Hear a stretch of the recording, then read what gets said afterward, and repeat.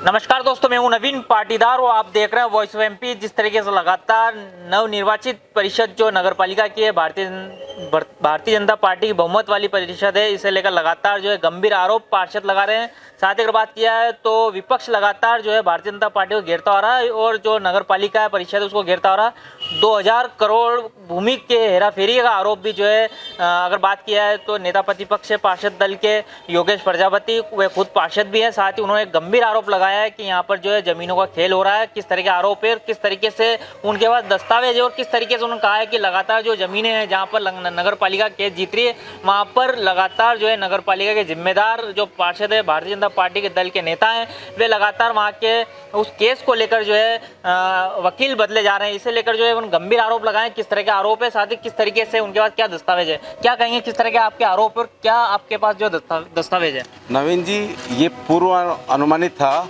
कि नई परिषद जो बनी है, भारतीय जनता पार्टी की परिषद जो नई बनी है, ये भूमाफियाओं की परिषद है। ये पहले से संदेह हो गया था, क्योंकि जिस तरह से उन्होंने खरीद फरोख्त करके नगरपालिका की परिषद की कुर्सी हासिल करी थी, उससे जनता के बीच में एक मैसेज चला गया था कि ये अभी इस नगरपालिका में जनहित के कार्य नहीं होंगे और सिर्फ कार्य होंगे तो जनता के कार्य को छोड़कर सिर्फ ज़मीनों के खेल होंगे। ऐसा पहले हुआ था। उसके बाद में जस्ट आप देखिए कि नगरपालिका परिषद के बनने के बाद ही दूसरी परिषद में ही नगरपालिका अध्यक्ष के द्वारा एक प्रस्ताव लाया गया। उस प्रस्ताव के अंदर एक प्रस्ताव लाया गया कि नगरपालिका के अंदर जितने भी ज़मीन विवाद के मामले चल रहे हैं, वो निचली अदालत से लेकर हाई कोर्ट तक जो मामले चल रहे हैं, उसमें वकीलों को बदलने का अधिकार परिषद पूर्ण बहुमत से नगरपालिका अध्यक्ष को देती है और सीएमओ को देती है। तो ये उस टाइम ही लग गया था। इस बात का विरोध हमने किया था कि नगरपालिका अध्यक्ष जो है पद का दुरुपयोग कर रहे हैं, परिषद के अधिकारों को लेकर आप खुद स्वयं अधिकार ले रहे हैं और ये लिखा जा रहा है कि हम ये अधिकार लेते हैं कि जितने भी वकील चयन करने के मामले हैं ये नगरपालिका अध्यक्ष के हक में रहेगा। उस टाइम हमने विरोध किया था और भारतीय जनता पार्टी के भी कुछ पार्षदों ने विरोध किया था, जिसके अंदर एक जिनेंद्र मेहता करके और वीरेंद्र पाटीदार ने इसका लेटर भी नगरपालिका में लगाया था कि आप है ना किस तरह से वकील चयन कर रहे हैं, परिषद के संज्ञान में लाए। लेकिन नगरपालिका अध्यक्ष के द्वारा तानाशाही के तहत कोई जवाब नहीं दिया गया। और उसका उदाहरण ये रहा कि सबसे पहले उन्होंने नीमच नगरपालिका में एक पूर्व मामला चल रहा था, जिसके अंदर नगरपालिका जो है केस जीत चुकी थी और सामने वाले को प्लाट देने का कोई मामला नहीं था और संबंधित के खिलाफ लोकायुक्त में मामला भी दर्ज हुआ था। उसके बावजूद भी नगरपालिका अध्यक्ष के संरक्षण में उसके बिजनेस पार्टनर जो है मनोहर मोटवानी, उन्होंने एक मामला जो था यहाँ पे संज्ञान में पहले कोर्ट में केस लगवाया और उसके बाद में उसको जैसे जीतने के कगार पे वो केस आया और केस जीतने के तक जस्ट बाद में 1 महीने पहले उन्होंने वकील परिवर्तित करके और भारतीय जनता पार्टी से जुड़े हुए जो वकील है उन वकील को उस केस में मामला दर्ज करवाया और उस केस को उनको देकर और जस्ट दूसरी तारीख पे ही 15 दिन बाद ही एक समझौता पेश कर दिया कि नगरपालिका इनको प्लाट दे देगी। और जब इस बात को लेकर और मैंने स्थानीय समाचारों में इस बात का मामला उठाया तो मनोहर मोटवानी के द्वारा कहा गया है कि मैं समाज की सेवा करता हूं और मेरे समाज के व्यक्ति का मामला था, इसलिए मैंने उसका सपोर्ट करा है और मेरा इसमें कोई मामला नहीं है। उसके बावजूद मैंने तथ्यों के साथ में दूसरे दिन ही इस बात का मामला उठाया कि उसकी जो था पट्टा, वो उन्होंने एक एग्रीमेंट कर रखा था जो मनोहर मोटवानी के भाई के नाम से था और वो एग्रीमेंट हमने जनता के बीच में रखा। तो ये पहला उदाहरण था। उसके बाद में भी एक सीएमओ आई थी यहाँ पे गरिमा पाटीदार जी, उस पर नगरपालिका के अध्यक्ष और सभापति के द्वारा दबाव डाला गया था वकील बदलने का। तो उस टाइम उनके खिलाफ उन्होंने ये मामला भी लाए थे कि परिषद के अंदर विशेष सम्मेलन लाकर इसको हटाया जाए। इस मामले को भी उठाया था। उसके बाद में वो चली गई। लेकिन अभी वर्तमान में जो एक जानकारी मालूम पड़ी उसमें मालूम पड़ी कि नगरपालिका अध्यक्ष और सीएमओ जो थी पाटीदार जी, उनको दबाव डालकर मनोहर मोटवानी और अध्यक्ष जी ने 6 मामलों में केस जो है वहाँ पर सुप्रीम हाई कोर्ट में जो मामले चल रहे थे उनको अपन जीतने के कगार पे थे और कुछ केस अपन नगरपालिका जीत भी चुकी है, जिसके अंदर राठौर परिसर का मामला जो है वो नगरपालिका नीचे जीत चुकी थी, चर्च का मामला है वो नगरपालिका जीत चुकी थी। ऐसे कई मामले जो उसमें हैं, 6 में से कम 4 मामले अपन जीत चुके हैं। उसके बावजूद उस केस में उन्होंने जो है वकील चेंज करने का प्रस्ताव मतलब खुद ही वकील चेंज कर दिया और जनता को इस बात की ना मालूम पड़ी और ना पार्षदों को मालूम पड़ी। और इस बात का जब मालूम पड़ी तो ये मालूम पड़ी कि उन्होंने वकील से एक पत्र दिलवाया कि मेरी फीस नहीं मिलने की वजह से मैं ये केस छोड़ रहा हूँ।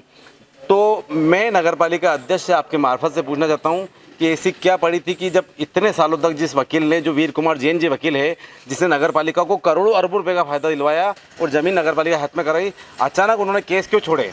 क्या कोई फीस के लिए केस छोड़ता है? और फीस अगर नहीं दी तो आपने क्यों नहीं दी? एक ये सोची समझी साजिश थी, आपने उन पर दबाव डालकर और आपने भूमाफियाओं के साथ साठगांठ करके, और जो जानकारी बाजार में आई है वो ये है कि नगर पालिका अध्यक्ष के ससुर जी और नगर सभापति के द्वारा उन भूमाफियाओं के साथ में अपनी पार्टनरशिप भी रखी गई है, और नगर पालिका को केस हरवा कर और इसमें पार्टनरशिप करके केस जीतने, मतलब नगर पालिका हार जाए और ये उस संबंधित भूमाफियाओं को केस मिल जाए, ज़मीन मिल जाए, ऐसा खेल रचा जा रहा है। इसीलिए वकील को बदलने का खेल नगर पालिका में निरंतर जारी है। योगेश जी, एक बात किया है तो एक बड़ा आरोप ये भी आपका कि राठौर परिसर की बात किया है, फिर डॉक्टर हाला के बंगले की बात की जाए तो ये 5000 स्क्वायर फीट से ज़्यादा की ज़मीन है और ये केस जीत भी चुके जिस तरह के आपने कहा। तो क्या कारण रहे कि अभी तक जो है नगर पालिका कब्जा नहीं ले पाई? ऐसी क्या जो सामने ऐसी क्या चुनौतियाँ, क्या परेशानियाँ हैं, क्या मानते हैं आप?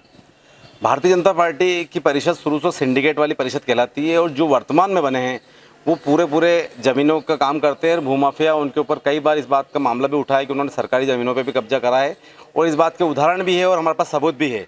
वर्तमान में जब हम नगर पालिका पूर्व परिषद थी, जो रघुराज सिंह जी चौरड़िया के टाइम पे भी केस लड़े, और नीता दुआ जी के टाइम पे भी वो केस चल रहे थे, और राकेश पप्पू जैन जी के टाइम पे भी चल रहे, और 125 बीघा हम जीते। ऐसा ही मामला था, एक राकेश भारद्वाज जी की ज़मीन का मामला था, वो केस भी नगर पालिका जीती है। आज वो 200-300 करोड़ की ज़मीन नगर पालिका को मिली है। एक खेत नंबर 12 जो है वो भी हमारी परिषद ने पूर्व में जीती और उसको नगर पालिका ने कब्जे में ले लिया। लेकिन वर्तमान में जो है 2016-17 के अंदर बंगला बगीचा व्यवस्थापन बोर्ड लागू हुआ। उसके बाद में ये था कि 5000 स्क्वायर फीट से ऊपर की जो ज़मीन है उस नगर पालिका जो है 3 महीने तक अगर वो कोई उसको नहीं कराता है तो नगर पालिका उसको एक्वायर करे। लेकिन उसके बाद जो है उस टाइम हमने ज़मीनों का कब्जा भी लिया था, इस पर खेत नंबर 12 पे भी लिया था, और ये सब कई मामले लिए थे।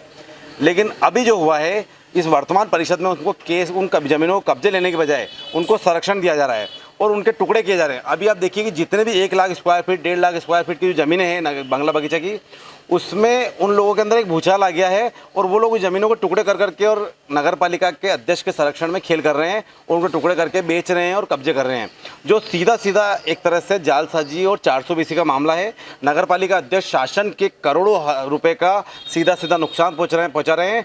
नीमच नगर पालिका एकमात्र ऐसी संस्था है जो पूरे मध्य प्रदेश के अंदर नीमच नगर पालिका के पास कम से कम 20,000 से लेकर और 40,000 करोड़ की ज़मीन नीमच नगर पालिका के पास है। लेकिन वर्तमान परिषद जो बनी है, जो हालात आज चल रहे हैं, उससे लगता है कि ज़मीनों की बंदरबाट चलेगी। और कहीं ना कहीं मुझे ऐसा लगता है कि नीमच विधायक के द्वारा भी मौन स्वीकृति इसमें दी गई है, क्योंकि उनके द्वारा इस बात को कभी भी नहीं उठाया गया कि भारतीय जनता पार्टी जो है ज़मीनों का खेल नहीं करे, और वो उन्होंने अध्यक्ष को कभी इस बात पर लगाम लगाई, ना उनके सभापति जो है भ्रष्टाचार करते हैं इस बात को रोका। तो कहीं ना कहीं ऐसा लगता है कि सीधा सीधा उन ज़मीनों को बंदरबाट होने वाली है और बंगला बगीचा व्यवस्थापन बोर्ड जो लागू हुआ था उसकी धज्जियाँ उड़ाई जा रही है और सीधा सीधा भूमाफियाओं को फायदा दिया जा रहा है।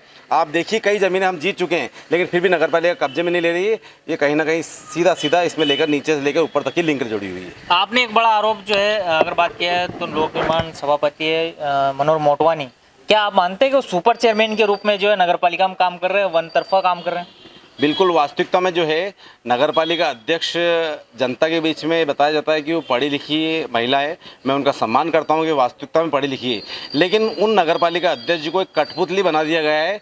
जो उनको अधिकार थे, उनके अधिकार जो है उनके पारिवारिक लोगों ने छीन लिए हैं, और उनके जो बिजनेस पार्टनर मनोहर मोटवानी है वो सुपर चेयरमैन की तरह नगर पालिका में काम कर रहे हैं, और जनहित के काम नहीं कर सिर्फ जब से आए हैं सिर्फ ज़मीनों के खेल या उनके फ़ायदों के खेल करे जा रहे हैं। वर्तमान में ठेकेदार प्रथा है, उसमें भी आप देखिए कि मनोहर मोटवानी जी की पार्टनरशिप ही है। हर खेल के अंदर जो है नगर पालिका के अंदर आज की तारीख में ये स्थिति हो चुकी है कि मनोहर मोटवानी और नगर पालिका अध्यक्ष के परिवार के लोगों की पार्टनरशिप हो गई है।